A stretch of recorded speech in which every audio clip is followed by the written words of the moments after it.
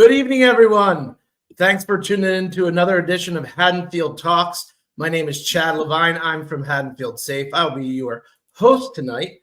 And with me is a special guest, Miss Itir Cole. She is running for commissioner in Haddonfield. How are you, Itir?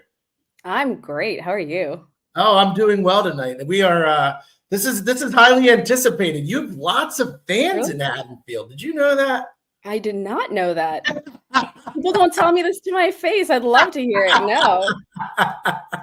Please, lots and lots of fans. That's so wonderful. I've been doing office hours at Saxby's.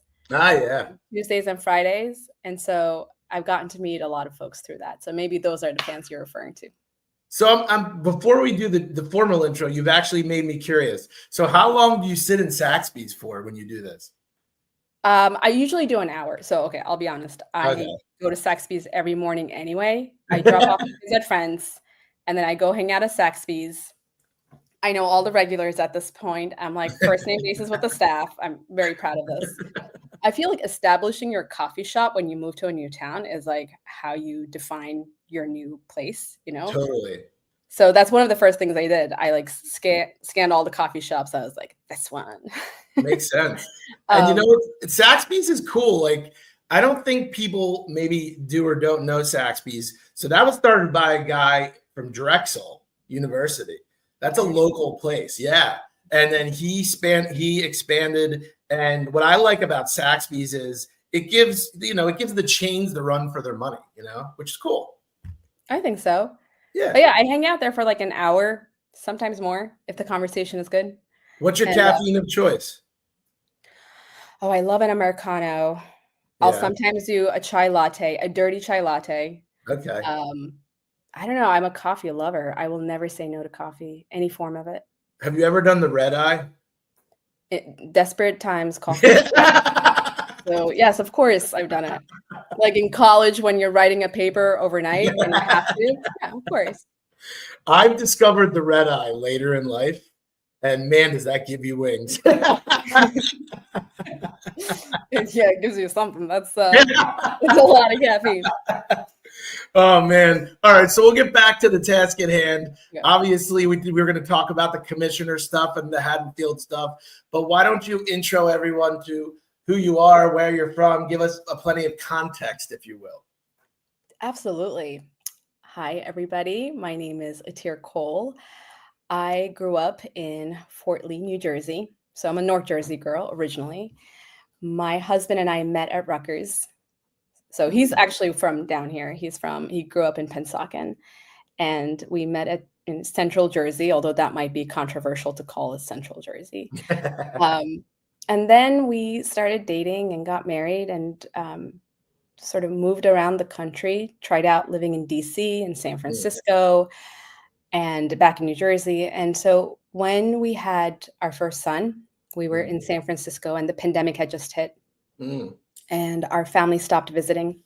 And at that age, when my son had just turned 1, he was hitting so many milestones every day that it felt selfish to not get to share that with my family. So there was a part of that, and part of it is just missing my mom and missing my family. So we packed up, we came back here, and we settled in Haddonfield. So that's how I ended up here. My background, my profession is I'm a product manager for software. So I build software, and I've mostly done that in the healthcare field. My parents, my husband is also he's a techie. So we're both in technology, software development, and sort of digital transformation, that kind of stuff. And my parents, my mom is a retired journalist. My dad is a retired engineer. We have 2 kids, my husband and I, 3 and 6. They're both at Friends right now, but starting next year, my oldest one will be at Tatum in first grade. And so we're, starting our 15-year journey into the public school system. I can't believe he's already, first grade. This is incredible. But so, yeah, that's about me. And I'm going to tell you something, just as an aside. The curriculum is totally, it's foreign to me. Like, even when our kids learn math now, I was like, and my child is in first grade, and I'm looking at just basic arithmetic and how they teach them now. I'm like, oh my God. Like I cannot sell this. Yeah, it's crazy. I don't know. Maybe I'm overly confident, but math was one of my strongest subjects in school. Yeah. So I feel like I can, I have this down. You'll crush it. Before I speak too confidently, I should wait until those homework starts showing up and I'm like puzzles sitting at my kitchen table. So I'll just wait. It's weird. And I got his report card today. It is very, very comprehensive. Like insane. Like it's like 6 pages deep. Well, why do you think I moved to Haddonfield? That's what I want. I want top-notch education for my kids. Like, all the values I have, education is at the very top. So yeah that's why we're in Haddonfield. I dig it. And your husband, you say Pennsauken, is that what you said? That's where he grew up, yeah. Okay. Is that high school? Or was that high school or? No, for high school he went to Clearview. I think that's Gloucester County. Okay. He liked it? He liked the area? Oh, he loved it. Oh, good. I mean, that's his experience in South Jersey is really what pulled us back. Oh, awesome. Yeah, it's a cool place. No left turn. Well, you know what's funny? I shouldn't say that. There are left turns. It does get a bad rep for all those jug handles, but I'm a Pennsylvania guy originally. So when I came over, I still am like, I get lost still. Whatever. Oh, one too many wrong turns. It happens. All right. So I know you've spoken about this many times in public appearances, but what made you decide to get into the muck? Oh boy, that's a loaded question. So right before this, I was working for the White House as a digital services expert. So I wasn't hired as a political appointee. I was hired as a technical expert in my area of discipline. And the job is a 2-year term. So was that via a public official? How do you get something like that? You apply directly to the U.S. Digital Service, which sits within the White House. Okay. So I applied. I got a call back within that week, and it's one of the fastest ways to get into federal government because one of the things that they really worked on was how do we hire top tech talent quickly? Because most often when the U.S. Digital Service gets involved in a project, it's to course correct. It's to fix things. So you need people to cycle in and out very quickly. So makes sense. That's where I was working. And I was working with the CDC on their disease surveillance system. It was a really complex, really challenging, large program. And the administration changed. And my intention was to stay through my term, which would have ended in September. But things changed very quickly. You either had to make a very difficult decision. You had to stay or you had to go. And the organization I had signed up to work for had completely changed. So I didn't believe I could do the work that I had committed to doing. And I mentioned a second ago that we were hired as technical experts. My role became politicized overnight. And that was not what I had signed up to do, right? This was not a political job for me. And so I decided to resign. And my last day was on February 14th. And the petitions for commission were due a couple of days later.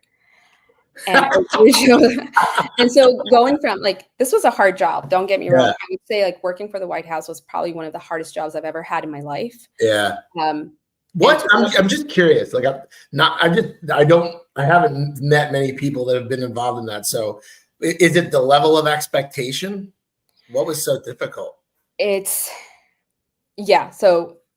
Quality of the work that you have to produce, the number of priorities you have to juggle, the number of people you have to keep informed and build consensus amongst. And most of the time, these are folks who don't necessarily agree with you or have been doing the work for decades, and you're trying to change their mind because you're seeing that the project is not going well. So changing hearts and minds, changing behavior is really hard. So it sounds like it's actually breeding you for this then. So that's how I felt, right? Yeah. The program we were running was being used by 25 states. So imagine the population of 25 states, right? Yeah. So we were touching a lot of people. But I mean, even to get the work you're doing, for you to move to each step, you have to get a consensus, right? So that's kind of what you do here with small town politics when you think about it, right? In the borough. Yeah. And where you can't build consensus, at least you're communicating why. Right? Like, we have to make a decision. Good we point. cannot debate this for 20 years. We don't have that luxury of time. We have to make a decision and move on because there are more decisions to be made. So thank you for all of your feedback, but we need to make a choice, and I'm making this choice. I'm making this choice. But if this choice goes well, I will share the credit. If it goes poorly, I'll be held accountable. So you're all safe. But like, you have to be, if you're truly the leader, you have to take that on, right?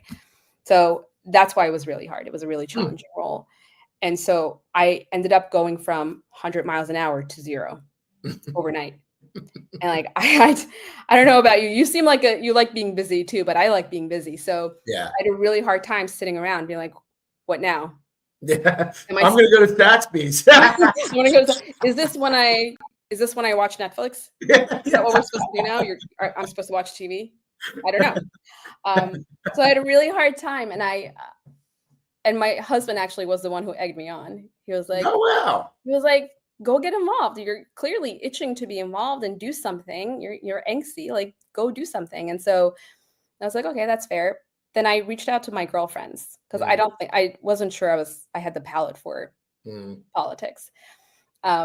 So I reached out to some of my local girlfriends who I'm in a book club with, and I asked if any of them would be willing to run.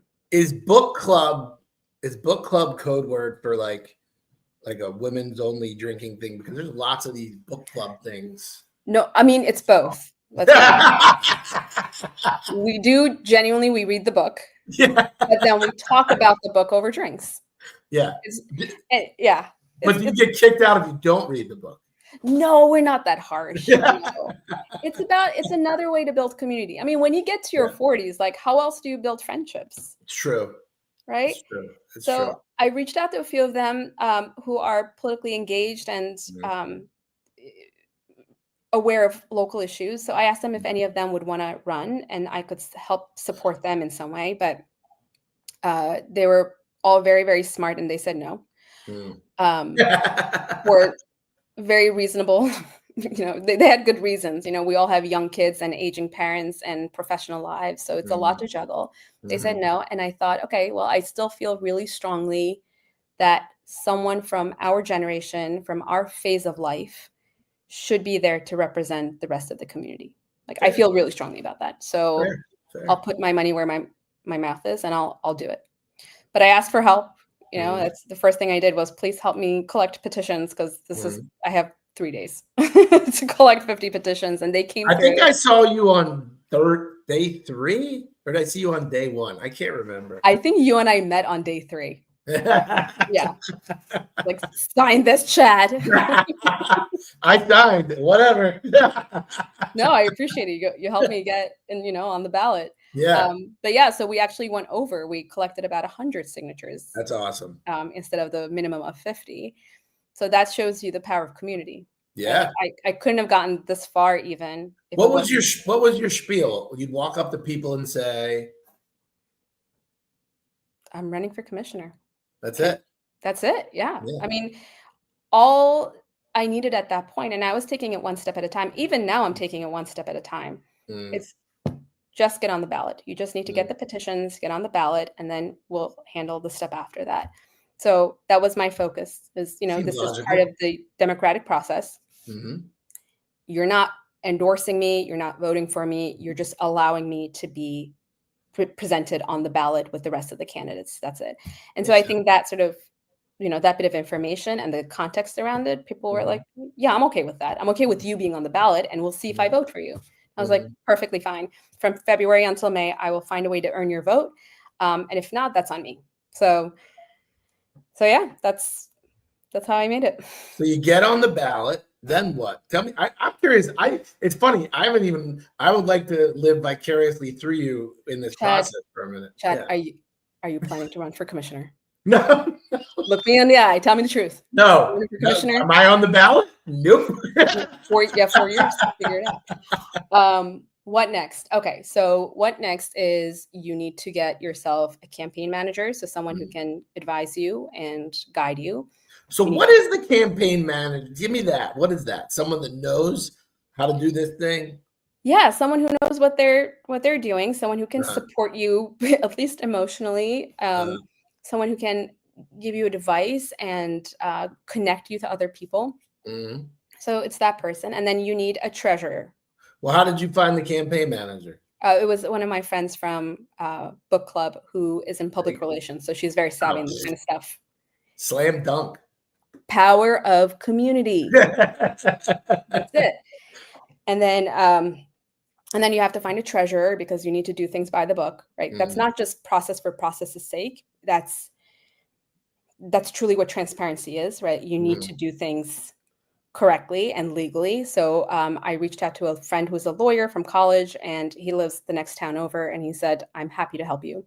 So he's been keeping me on. Is this one of your friends? I hope I don't butcher this. Akabuzi? No. Oh, I don't know. They said hi. I don't know their name. Okay. Do I know their name? I don't know. Look on the screen. Look on the screen. Does that name ring a bell to you? No, but hi. I did not know that person. Are we doing comments? Yeah, so I asked my friend Nick from college because he's a lawyer. I said, "Can you please do the research, make sure I'm doing everything by the book and I'm, submitting things on time and correctly and in the right format?" And he said, "Of course." So he's been breathing down my neck days before I need to submit a financial disclosure and making sure I enter all the right information, every cell. But yeah, so that's your next step. You need to get your team together. Okay, got it. And now what? And then what? Tell everybody. Oh gosh, you guys, if you guys want how to run for Commissioner 101. Yeah, that's basically. Well, it's kind of leading into the talking about your platform and the stuff you want to accomplish. I'm just, You're easing me in. I appreciate it. No, this is great. Yeah. What do you do next? So the next piece was, I think the next official thing that happened was we got our positions on the ballot. So you show up at Borough Hall, and then they pick a number and they tell you where on the ballot you're going to be. And I originally picked I got the last position, which I don't think is very advantageous, but at that point there were 5 candidates, and then one person ended up dropping out a couple of weeks later. So now I'm position 4, still the last one. Yeah. That was the next official thing. And then throughout the process, you end up meeting new people, and then you do your pitch, and then you either win them over or it's clear you didn't, and then you move on. But along the way, I kept wanting to build my community. And so I think that was, wow, someone's watching from Africa? Yeah. Oh, Chad, your reach is incredible.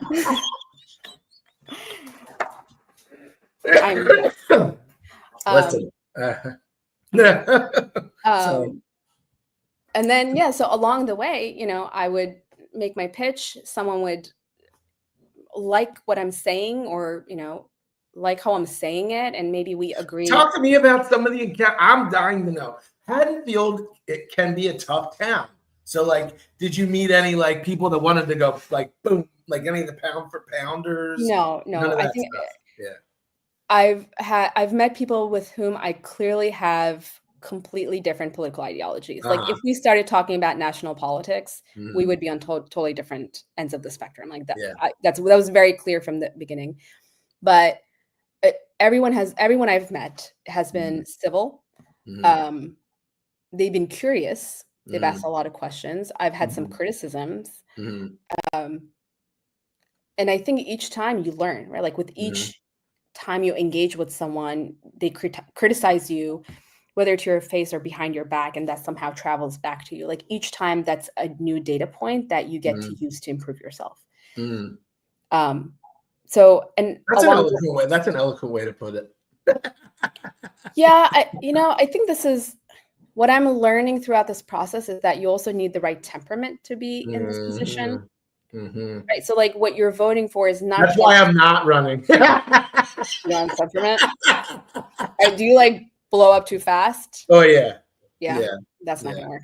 No. Chad, you have no future in politics. I'm so sorry. Or maybe great future in politics. I don't know.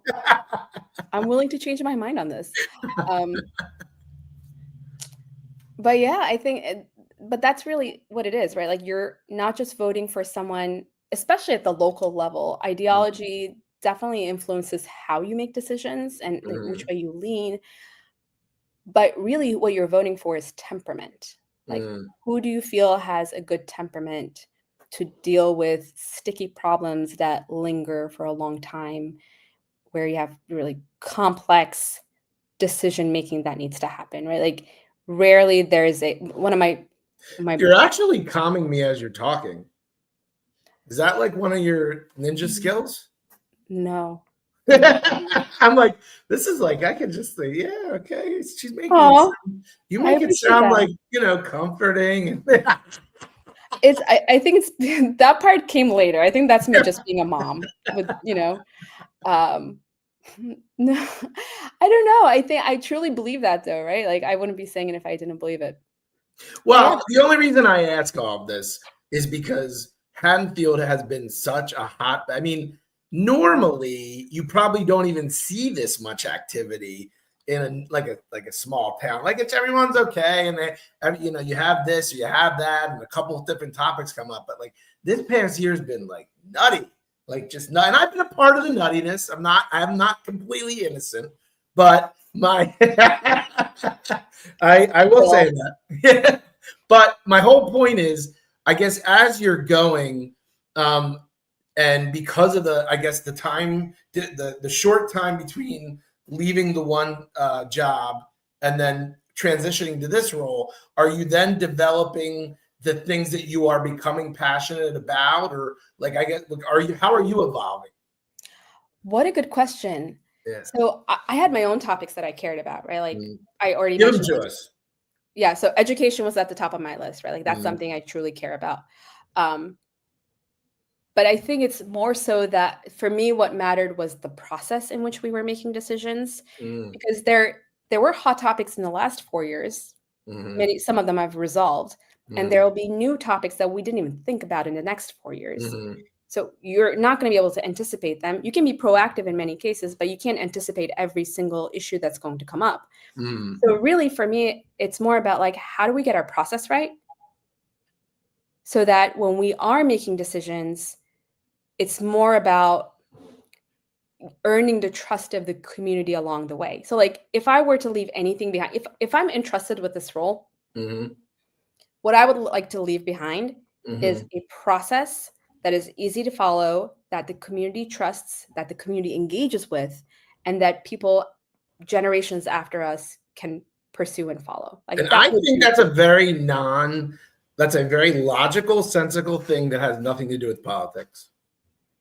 But it's also my discipline. It's what I do. That's like my job. But I'm saying it makes sense. You're trying to bring a good decision-making process to the way we handle things. I love that. That's awesome. That's cool. Product management. Like that's my entire industry, right? Like when we're building software and something as complex as a disease surveillance system, because you have over 100 diseases that you need to track across the country. And there are thousands of competing needs that you need to build. Like, how do you make a decision among those thousands of choices you need to make every single day? You need to have a methodical and disciplined way of approaching each decision. And so that's something that I've built over my career. And I feel like local government could be doing that better. And I'm not picking on Haddonfield. I think like everyone has strengths and they've done a great job, but like that's the strength I can add, right? I think that's cool. And look, to me, that's utilizing a natural resource. I think what your best resource are the people in your community, right? And if everyone comes together and contributes their expertise, whatever it is, in a positive, meaningful, constructive way, how much better could we be as a whole? Like I always thought, and this was the one thing when we got involved in Haddonfield Safe, which is why we raised the money for the cameras. I'm like, this is such a powerful community. Why don't we have the best tech?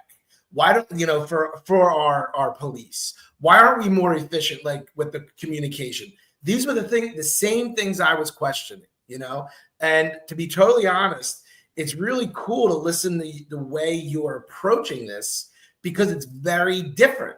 It's very different. It really is. It's cool. And it also makes sense because if you can implement this process you're going to come up with, it allows you to handle anything. It's just you're putting it into this system, and you guys listen to public comment, you process it a certain way, you do it in a systematic approach, and then ultimately you come to decision, but the decision is backed by all these things you did. 100%. And what you want to do is you want to create, like, you want to embed your decision-making process into your institution. Yeah. And institutions can be annoying. Like, bureaucracy is annoying. However, institutions and bureaucracies also retain knowledge and information from generation to generation. So you don't end up repeating the mistakes of the last 80 years because that sticks within an institution instead of dying off with the next generation, right? Like, so that, to me, I've seen that work really well. I've also seen it not work very well.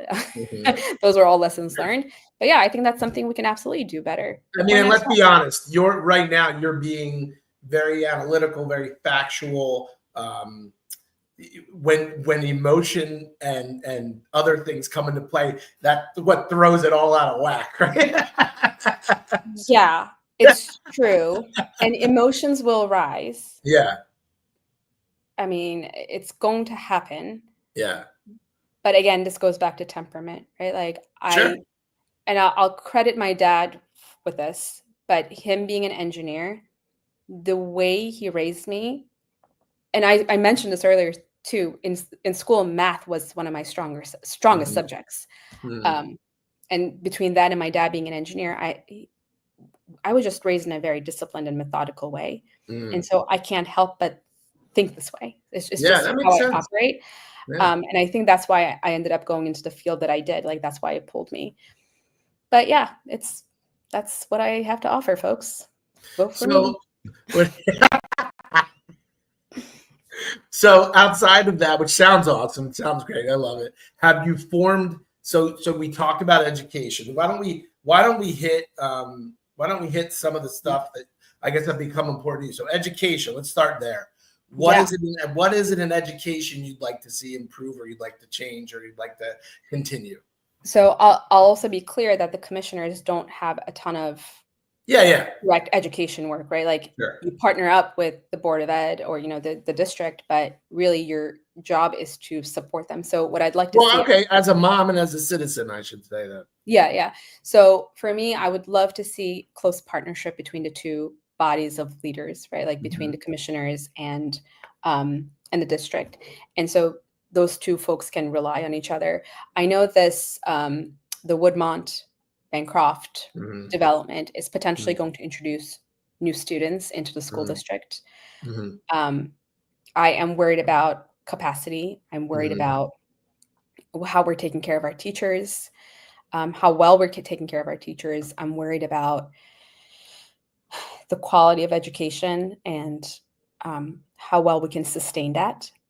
So those are all things that I care about as a parent, and that I would want to make sure that the school district is supported in being able to pursue. And so with the new students coming in, like, do we have the funding? Does the school district have the funding to be able to take care of what they need to take care of, to make sure that the class sizes are correct, that they have enough teachers, that they have enough additional programs, that they have the supplies that they need? Is there anything that the commissioners can do to support so the two groups can support each other? So that's one, building the relationship. So that's education. Give me something else. Well, let's talk safety, right? Works for me. Haddonfield safe. So I would say, I don't know your leanings. I can't, but you probably know mine. I think we will agree on the destination. Like, you and I agree that we want Haddonfield to be a safe, walkable, historic character town that is, like a joy to be in. Like, I think you and I agree on the destination. We probably just disagree on how we get to that destination. I don't even know. I'm making a lot of assumptions. I'm gonna give you the mic now. Go ahead. Okay, I'm making assumptions.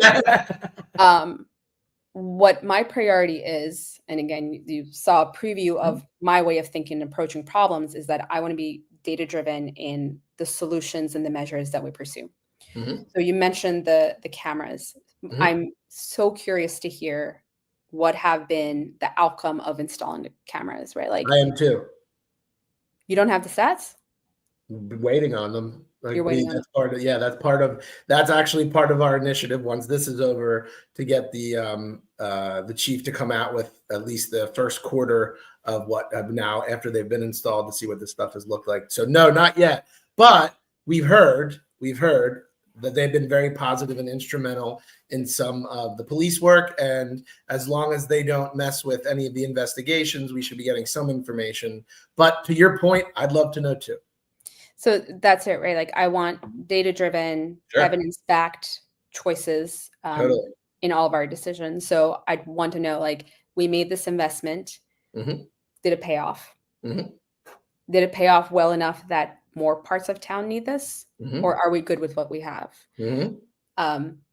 And then we just thinking about the origins of Haddonfield, safe. Mm-hmm. And you and I were talking about this before we started the live stream.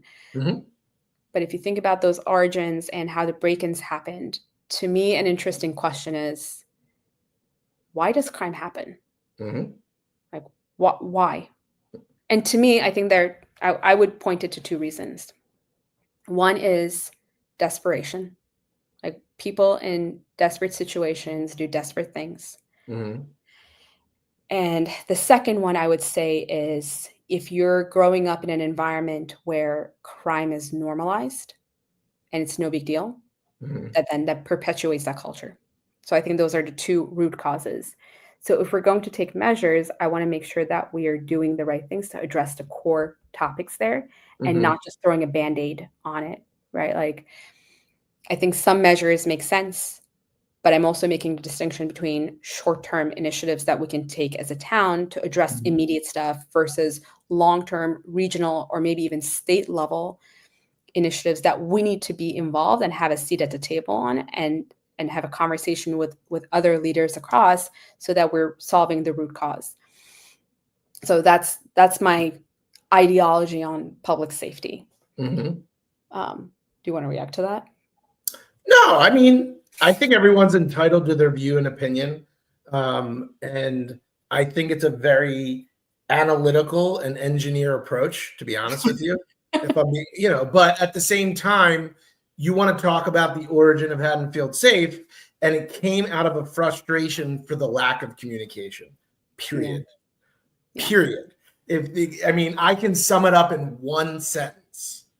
That's it. So if we change communication and we educate and inform and work on prevention and talk about what's going on, and we have the community more engaged and in a very friendly, supportive, constructive way, as opposed to the way we went about it, because the lack of information led to misinformation, which created a lot of tension. And I was a part of that.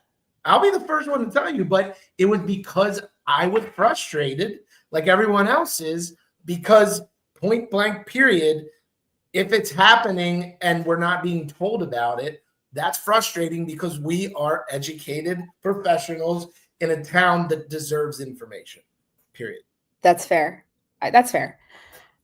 I don't disagree with that. I think that's perfectly reasonable. Which brings me to another thing that I'd love to do more of, which again is inspired by my own discipline, but the sharing of information. I know transparency is like a topic.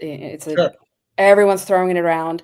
I'd like to take credit for being the first one to throw it around, but I'm glad everyone's now throwing it around. For me, what transparency means is that it's not just sharing information. Like, there's so much more to it than that. It's the quality of information, the predictability of the information. Like, people should know, okay, every Monday at 8 p.m., I'm going to get this bit of, new information from my board of commissioners. And when you open, for example, if you open the agenda, and if anyone from the town is watching this now, like, this is not a criticism. This is, I see this as a, something that we can do as room for improvement. But like, you open an agenda, and I like to think I'm a pretty intelligent person, but I'm reading that agenda and it's like, ordinance number 57X. Mm-hmm. Like, I do not know what that means. You've lost me. Mm-hmm. I have no clue. Mm-hmm. So when I say quality of information, it's not that information isn't there. It's that I can't digest that. 100%. Right. So how do we make that more accessible to people? 100%. So you take that, right? Like, say it in layman's terms. This is this topic. This is what we're going to talk about. Here's the decision at hand that we need a decision on. And here are the areas of risk that we need to address. And this is what we do in the corporate world. Like when you're addressing. I will go to Borough Hall meetings and it's so formal that I'm literally like, huh? Like, and I feel the same way you do. You are dead on with that, because at the end of the day, you would get so much more community involvement and so much more engagement if they just knew what the hell you were talking about. I think that's it. 100%. So one is that, right? Like, make that information, the quality of information, more accessible and more predictable. Yep. So that, but then you just touched on something else, which is public engagement. I've now gone, since I've announced wanting to do this, I've gone to almost every commissioner's meeting, and public engagement is really low, like surprisingly low in a town like this. I would have guessed at least like half the seats would have been full, but it's usually mostly local press and a few folks who have like very specific topics that they want to address. So how do we increase that public engagement? So then I was looking at the stats of like what the population of the town is like. About 24%, or like about a quarter of the town, are 18 and younger, so kids. Another 25% are seniors. And so that middle 50% are young, like professionals. They are working full-time jobs. If not, they're probably running to get their groceries or driving their kids from activity to activity. No, like they just don't. How are you going to engage them? It's a tough thing to do. Well, with stuff like this. Right? Make the information accessible over, and then go where they are. Right. So one of them is everyone's on social media. Go there, put it on the app. But like, again, the app needs some work. Put it on the website, take it to, the soccer leagues or whatever Saturday weekend activities there are, and share the information there. Part of the campaign, I've been doing house events. Like, do that, right? Like, you have a few folks in town who are organizers, like who have a really large network. Have those people bring that community together, and over the course of 1 or 2 months, you can do an event a week or 2 events a week and go to someone's home and discuss the topic. Sure. And collect information that way. And another thing I'd love to do is use the app or the website to get information back from the community. So right now, what we don't do enough of are like we send out information, but we don't collect anything back. So one idea that came to mind when we were discussing all this Bancroft stuff was there were 9 proposals. Who's going to read 9 proposals besides the commissioners, because they have to. But after reading it, why not record a 1-minute video for each one, just hitting the highlights, right? Like top unit, number of units, number of affordable units. Here's what it's going to cost. Here's what we're going to get back in tax. Like, go through the whole thing. 1-minute video per each. Right? You just took 40 pages of content and boiled it down to how people actually consume it. Go to where people are and talk to them in a way that they're. Well, I'm gonna make a bold statement. Okay. And my bold statement is that, and this is not on any one individual, but it was kind of like this is how we're going to do it, take it or leave it. And I will also say that as a person that's in that 50% of the population, I was very upset by how everything was run and communicated, because I agree with you. I think you should be molding it in ways that is digestible to your audience. 100%. Otherwise, don't expect results. Don't expect high engagement. Don't expect feedback. Don't expect any of that. And let's be honest, when you're making big decisions for the community, to not have that input is what leads to these fiery storms of emotion. Here's an add to that, right? So let's just say you make the videos, you push them out, and then why not push out a poll, a survey via the app and say, of the 9 RFPs, the commissioners, filtered them down to 4 top choices. Please watch the videos and then rank them top to bottom. Just rank them. And you may or may not be able to pursue it the way your community, polls, but at least that's a data point. And then you know what you need to explain, right? Like, okay, every large portion of people voted for option 1, but we spoke to the experts and for reason X, Y, and Z, we have to go with option 4. Like, just explain it. And I think if people just know, that they'll be okay. So I'll also say this, throughout this process, I've gotten to know the commissioners who are serving right now. And if there was ever a lack of information, I don't think it was because of it wasn't malice. Or I think what people are trying to do is move with urgency. And when you move quickly, you skip steps. Like, you have to skip steps. I agree with that. I would say wholeheartedly that everyone in there is trying their best to do right, without a doubt. Yeah, 100%. So I do, like, all these folks have been amazing, supportive, funny, right? Like, this is public service. Like, this is not a paid role. I mean, I shouldn't say that. It is technically a paid role. You get $6,000 a year. But I've also heard that it's an expensive job because you have to attend meetings and buy tickets. And, so like, that's where that $6,000 goes. So this is a volunteer job. So you really have to have your heart fully invested in public service to want to do something like this, because it's not an easy job. So I truly believe that the 3 people we have there now are there, like, are trying. And are you, I guess, based on everything we've talked about, on any decision you would make in that role, you would absolutely make sure you had some level of public comment from a data point perspective before making that decision, then using that as a way to justify your decision? Yeah, 100%. So again, this is how I do my job. I build software, but I've never built software for me to use. I always build software for other people to use, like epidemiologists and medical doctors whose worlds I do not understand and don't pretend to understand. So if I'm building software in an isolated, like, chamber unilaterally, that's not going to meet the need that they have. So I have to come out of my shell and go talk to those people and understand their pain points, their obstacles, where they're tripping up, so that I'm building the right thing for them to use. Why can't we bring that approach to running a town? Right? Like, I cannot speak for every resident in town. I don't know everyone's life experience and how they're looking at their perspectives, but I can ask them. Sure. I can do my best of collecting that feedback.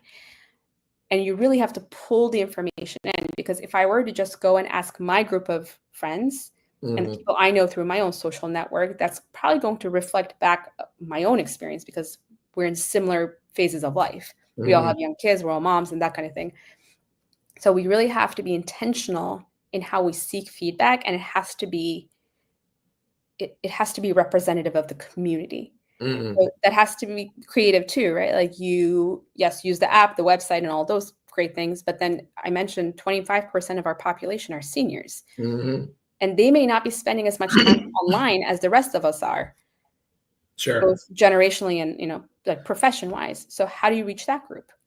Well, I think they enjoy coming to Borough Hall and going to those meetings. Some of them, and maybe they watch the commissioners' meetings. Yeah. But, like, you have to meet them where they are and how they want to receive information. Sure. And so that has to be a part of how we both disseminate and collect content. But I think I think you and I, the one thing we can definitely agree on is we can do so much better in the exchange of information. So much better. And that was the whole reason behind Haddonfield Safe. And that is the whole reason we're doing this. And I love it. I think it's very refreshing. I will say I talked to a lot of different people in a lot of different ways, and your take on this is extremely logical. It's very different in a good way. And something, I don't know how many people can argue with it. Like, what's to argue with that? Which brings me to my next point. This Facebook Live is starting to get boring. I think you and I need to start some fights. So, all right, what do we disagree on? No, we don't have to make it spicy, but trust me, I do enough of that. My whole point was for people to get to know you a little bit better and myself through this, and I think everyone has. And I guess the last question I'll have, and then we will wrap it up, is ultimately, is this something that, and I know you're taking this in steps, but you're young. You're younger in a sense of the population. Thank you. I just turned 40, so that's nice to hear. Thank you. Are you, now that you've gone through the process and you're getting further and closer to the election part of this, and then let's be positive. When you get elected, let's be positive, okay?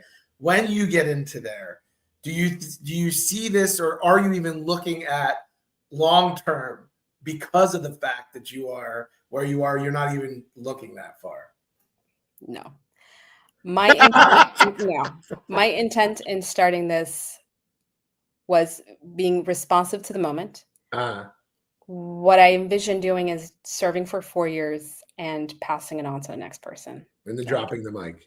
Pretty much. I think that this is, it's going to take a lot, right? Like thinking about the meetings and the things you have to read and the people you have to meet with. And just like as a campaign, like just as I'm campaigning, this is practically a second job.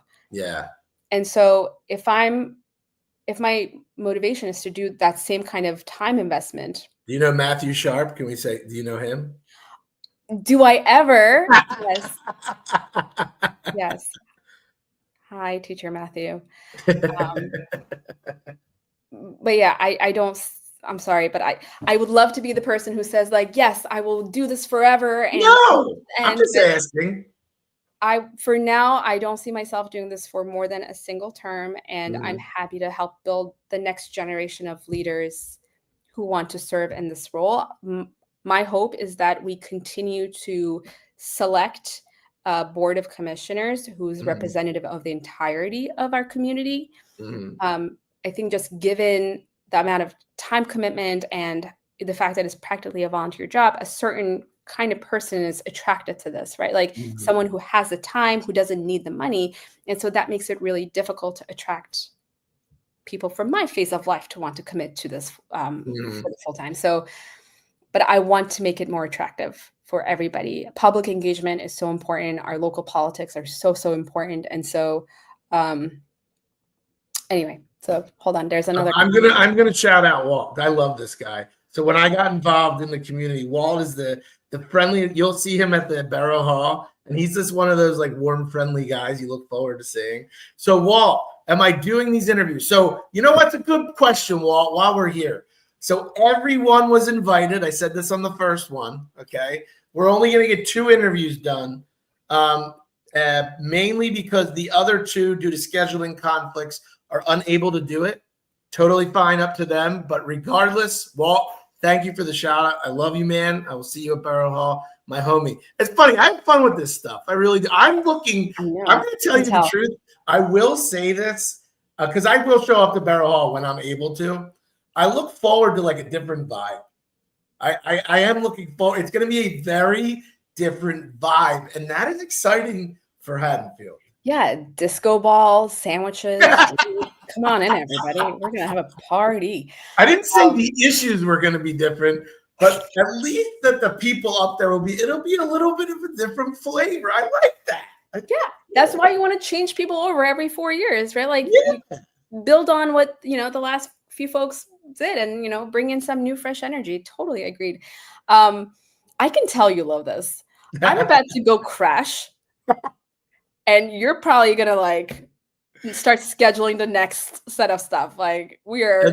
And thank you to my Pennsylvania. I shouldn't say Pennsylvania. He's got a brokerage on both sides. Thank you, Mark, for pointing out my dress code. This guy is the slickest Italian you've ever seen. Everything from soup to nuts looks good. And I always look like a schlep. So thank you, Mark. So maybe Mark needs to be your next guest and you need to do one on like how to dress. Yeah. There you go. Well, this was fun. Did you have fun? Yeah, 100%. This was great. Good. I knew this.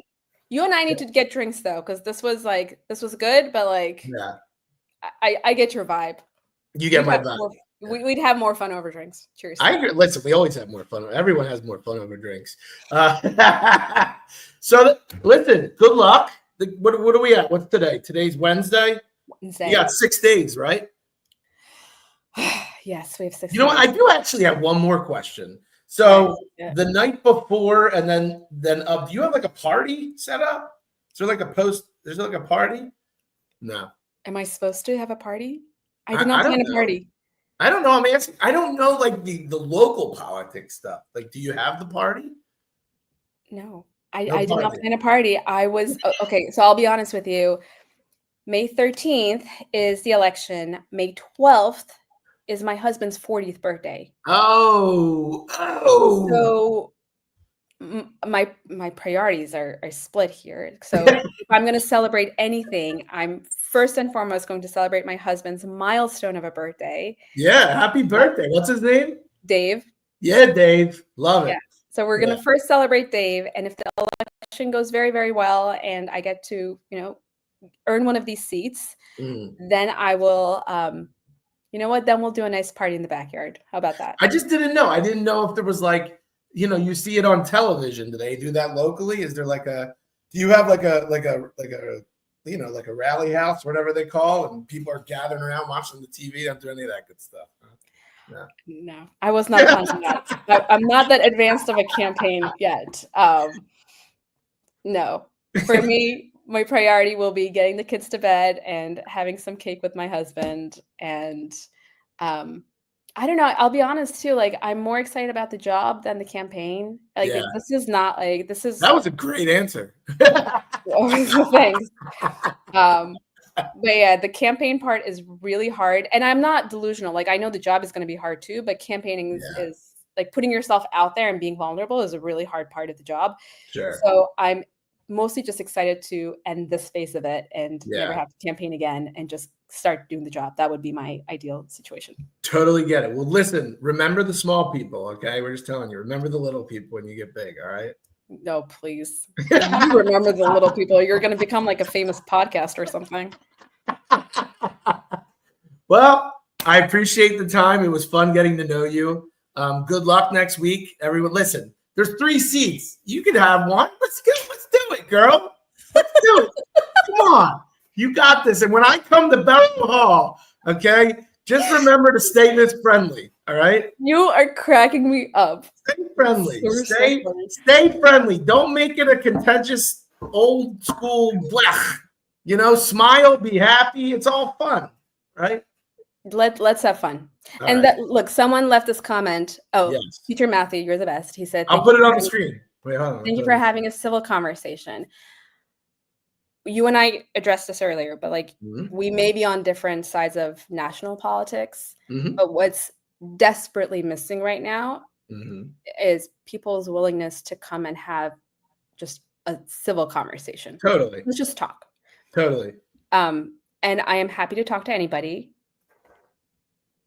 And like you guys saw, like this was a wonderful conversation. I thought you were hilarious. Happy to talk to you anytime. But by the way, side note, she's like, "Hey, can we cap this at 30?" And I'm like, "Look, you can cap it at 30, but that's not how I roll. These just flow." Okay, I thought I was gonna be passing out. I'm up. I've been up since 4 a.m. I was like, "You want to go for an hour?" I don't think I have it in me. Meanwhile, it's like minute 54 and I'm like energized. This is crazy. But no, I had a blast. Thank you. Yeah. Oh, my pleasure. I wish you the best. I'm excited to see you get in and change things up and get some flavor out there. Everyone, we will post this on our Haddonfield Save YouTube page by tomorrow. And we will also cut this up into reels. Thank you for your time. Good luck. And Haddonfield, have a good night. See ya. Bye.